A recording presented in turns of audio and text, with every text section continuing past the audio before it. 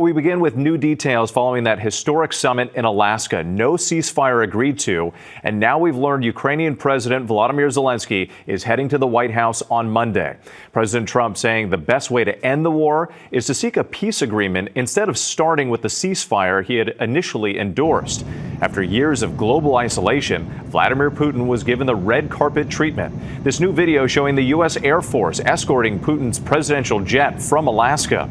We're also learning tonight that President Trump hand-delivered a letter to Putin from First Lady Melania Trump and the concerns she raised about children. President Zelenskyy posting on social media that he spoke with President Trump for about an hour today before European leaders joined the call. But tonight there are still more questions than answers about what it will take to bring peace to the region. ABC's Christian Cordero leads us off from Alaska. Tonight, President Trump is back in Washington preparing for his Monday meeting with Ukrainian President Zelenskyy as new details emerge from his historic summit with Vladimir Putin. Mr. President, I'd like to thank you very much, and we'll speak to you very soon and probably see you again very soon. Thank you very much, Vladimir. ABC News is learning that behind closed doors, Putin demanded full control of the Donetsk region of Ukraine in exchange for freezing the conflict. Trump shared Putin's comments with Zelenskyy and other European leaders in a phone call after the summit, sources tell ABC News. European leaders say Ukraine must have ironclad security guarantees and that it will be up to Ukraine to make decisions on its territory.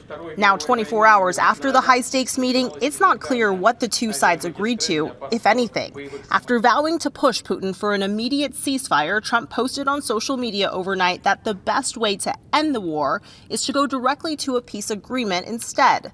Heading to Alaska, Trump also said he wanted Putin to agree to a joint meeting with Zelenskyy and warned of severe economic consequences if his demands were not met. But Moscow claims it wasn't brought up, and Trump says he's not planning any immediate sanctions.